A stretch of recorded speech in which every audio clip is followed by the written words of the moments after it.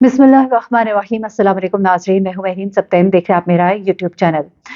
नाज़रीन, अपने इस चैनल पर जहां मैं आपके साथ crime story, social issues share करती हूँ, वहां पर मैं आपके साथ ऐसे भी वाक़यात शेयर करती हूँ जिनमें आपके लिए जानने के लिए बहुत कुछ है, सबक सीखने के लिए है। अपने इर्द-गिर्द के माहौल से और हालात व वाक़यात से सीख कर अपनी ज़िंदगी में कुछ तब्दीलियाँ लाइए और कुछ ऐसे हादसात को रूनुमा होने से बचा लीजिए, अपने आप को महफूज़ कर लीजिए, क्योंकि ये वाक़यात आपके लिए बहुत ज़रूरी है जानने, ताकि आप अपनी और अपनी औलाद की इस्लाह कर सकें। इसी तनाज़ुर में ये जो वाक़या मैं आपके सामने गोश-गुज़ार कर रही हूँ, अब से कुछ दिन पहले का ये वाक़या है। 29 नवंबर का ये बेसिकली वाक़या था, जो अब बाकायदा तौर पे रिपोर्ट हुआ है और इसमें बहुत ज़्यादा एक सबक है वालिदैन के लिए, माँओं के लिए, बच्चियों के लिए कि क्या हो सकता है हमारी दुनिया में हमारे साथ। ये 17 साला लड़की है, समाविया इसका नाम है और ये बच्ची जो है ये अपने कॉलेज जाती है और उसके बाद ये अपने घर वापस नहीं आती है। घर वाले परेशान होते हैं और वो कोशिश करते हैं जानने की कि ये बच्ची कहाँ हो सकती है। उसके कॉलेज जाया जाता है, उसके दोस्तों से राब्ता किया जाता है, लेकिन बच्ची का कुछ पता नहीं लगता। इसी अस्थना में इस बच्ची के ही मोबाइल से, यानी कि ये मोबाइल जो बच्ची इस्तेमाल करती थी, उसी नंबर से इनके घरवालों को एक मैसेज, एक पैगाम मौसूल होता है, जिसमें ये कहा जाता है कि आपने 30 लाख रुपए का इंतज़ाम करना है, अगर नहीं किया तो आप सोच भी नहीं सकते कि आपकी बेटी के साथ क्या कुछ हो सकता है। और फिर ये कहा गया कि आपसे 2 घंटे के बाद हम राब्ता करेंगे और तब तक आप काम का, पैसों का बंदोबस्त कीजिए। अच्छा, अब ये घरवाले जो है ये बहुत परेशान होते हैं और ये पुलिस से राबिता करते हैं। जब ये पुलिस से राबिता करते हैं तो पुलिस की टीम जो है ये एक्टिव होती है और पुलिस की टीम इसके ऊपर काम शुरू करती है और जो डीएसपी साहब हैं वो इसके ऊपर 3 टीमें जो हैं वो लगा देते हैं, जिनमें से एक टीम को लगाया जाता है कैमराज़ के ऊपर, जहाँ-जहाँ घर के बाहर, कॉलेज के बाहर, उन रास्तों पर जहाँ-जहाँ से वो बच्ची गुज़री हो सकती है, उन रास्तों पर लगे कैमराज़ की जाँच-पड़ताल करना, जबकि दूसरी टीम को सीडीआर पर, यानी कि बच्ची के कॉल डेटा रिकॉर्ड को हासिल करने पर लगा दिया जाता है और तीसरी टीम जो है वो जियो फेंसिंग करती है। इसी दौरान में क्या होता है कि टीम जो है पुलिस की कॉलेज पहुँचती है और कॉलेज में लगे हुए कैमराज़ जो है उनको जब जाँच किया जाता है तो उसमें बड़े हैरानकुन चीज़ें सामने आती हैं, जिनमें से एक मंज़र वो होता है जिसमें ये लड़की जो है कॉलेज से बाहर निकल रही होती है। इसके पास अपना फ़ोन होता है, ये फ़ोन पर किसी से बात कर रही होती है और उस बातचीत के दौरान ऐसा लग रहा होता है कि ये बच्ची जो है ये बड़े ही इज़्तिराब का शिकार है, किसी परेशानी का शिकार है। इस चीज़ को वाज़ेह तौर पर पुलिस की टीम ने नोट किया और इसे नोट कर लिया गया, यानी कि इसे लिख लिया गया अपनी डायरीज़ में। उसके बाद ये देखा जाता है कि ये बच्ची जो है कॉलेज से निकलकर एक चिंगची लेती है और चिंगची पर ये बैठकर स्कीम मोड़ के रेलवे स्टेशन तक पहुंचती है। यानी कि जो रास्ते के कैमरास हैं और फिर उस लड़की को जब ट्रेस किया जाता है तो कैमरा में आखिरी वो स्कीम मोड़ के रेलवे स्टेशन पर नजर आती है और फिर वहां से ये आवान टाउन जो है वहां पर नजर आती है। उसके बाद ये नजर आना गुम हो जाती है, गायब हो जाती है, क्योंकि उसके बाद कोई ऐसा कैमरा वो ट्रेस नहीं कर पाते। अच्छा, अब यहाँ पर हैरत अंगेज तौर पर ये बच्ची जहाँ पर गायब हुई है, आवान टाउन, ये आवान टाउन तो इसका वही टाउन है जहाँ पर कि इसकी रिहाइश है। लेकिन अब जो सीडीआर डाटा निकाला जाता है तो बच्ची की जो लास्ट लोकेशन है वो जो नज़र आ रही होती है वो सब्ज़ाज़ार की जो लोकेशन है वहाँ पे आ रही होती है। अब सब्ज़ाज़ार की ये बच्ची जो है ये रिहायशी अवान टाउन की, लास्ट लोकेशन सब्ज़ाज़ार की आ रही है और इन दोनों के बीच में एक जगह है, एक इलाका है जहाँ से लास्ट मैसेज जो बच्ची का आया है उसकी लोकेशन उस जगह की है। यानी कि सब्ज़ाज़ार और उसके बाद आवान टाउन और उसके बीच, ये इन चीज़ों के बीच में ये लड़की जो है कहीं मौजूद है, पुलिस को इस बात का अंदाज़ा हो जाता है। अच्छा, अब क्या होता है जनाब के मैसेजेस जो आखिरी आए थे जहाँ पे इस बच्ची का कहा गया था कि बच्ची के मोबाइल से जो मैसेज आया था कि इसको हमने अगवा कर लिया और 30 लाख अरेंज करे, ये अवान टाउन और सब्ज़ाज़ार टाउन के दरमियान की लोकेशन थी। अच्छा, अब ये क्या करते हैं पुलिस के इसके दोस्तों से राब्ता शुरू करते हैं। जब दोस्तों से राब्ता शुरू करते हैं तो तब भी कुछ मालूम नहीं हो पाता। उसके बाद वालिदैन के साथ मुसलसल जो सवाल जवाब हो रहे होते हैं कि शायद बातों में कोई चीज़ जो है वो निकल आए। 2 घंटे का वक़्त गुज़र जाता है, लेकिन जो अगवाकार है उनकी तरफ से कोई मैसेज जो है वो अभी तक मौसूल नहीं हुआ होता, जो कि इनके लिए तशवीशनाक होता है। अच्छा, फिर एक बाकायदा प्लानिंग की जाती है कि वो जो भी पैसे माँगेंगे, जहाँ भी लाने को कहेंगे वो आप लोग उसके लिए इकरार करेंगे और इसी दौरान में उनका मैसेज आता है अगला और वो कहते हैं कि पैसों का अरेंज करें। तो इसके भाई उसको बताते हैं कि हम मुश्किल से 5-6 लाख रुपए अरेंज कर पाए हैं, आप बराए मेहरबानी हमें जगह बताएं, हम ताकि ये पैसे वहां पर भेजें। अरेंज कर लिया है हमने अभी 5-6 लाख रुपए, इससे ज्यादा भी हम अरेंज नहीं कर पा रहे। अच्छा, अब वो जो अगवाकार होते हैं वो बड़ी हैरान कुन सी बात करते हैं। वो ये कहते हैं कि आपने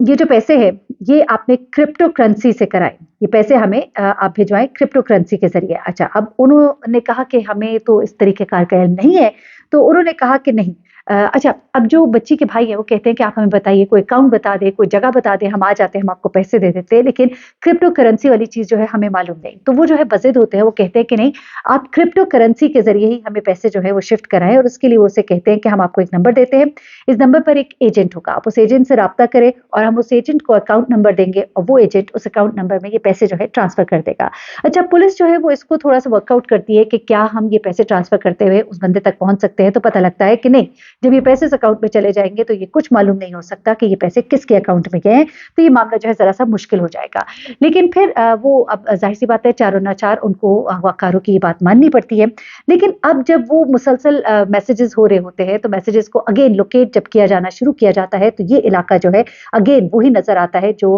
अवान टाउन और सब्ज़ाज़ार टाउन के दरमियान है। अब ये घर वालों को एतमाद में पुलिस लेती है, और जब इसकी वालदा से, बच्ची की वालदा से बात होती है और उनको बताया जाता है कि हमें पता लग रहा है कि ये लोकेशन जो है आपके घर और सब्ज़ाज़ार के दरमियान की जगह है, तो इसकी वालदा जो है, इनके कान खड़े हो जाते हैं। और एक वक़्त में इनकी वालदा को, जो अपनी बेटी को उन्होंने थोड़ा-सा नोटिस किया था, और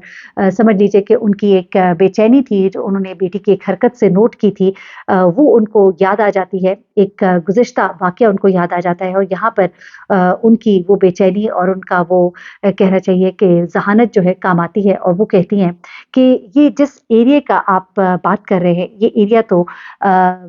वो जगह है जहाँ पर हमज़ा नामी एक लड़का जो है उसकी रिहाइश है। अब ये हमज़ा कौन है? ये नई एंट्री हमज़ा की क्या थी? मालूम होता है कि हमज़ा नामी लड़के से ये ट्यूशन पढ़ती थी एक ज़माने में, और काफ़ी देर पहले ट्यूशन पढ़ती थी, उसके बाद ये राबिता ख़त्म हो गया। अब इसकी वालिदा कहती हैं कि एक दिन मुझे अपनी बेटी जो है उसी गली से आती हुई नज़र आई, तो मैंने उससे पूछा कि तुम्हारा तो ये रास्ता नहीं, तो उसने टाल-मटोल से काम लिया, भाइयों को भी उस पर शक हो गया। उसके बाद जो है पुलिस होशियार होती है, और उसके बाद वो इस लड़के के घर पे रेड करने का सोचते हैं। रेड करने के लिए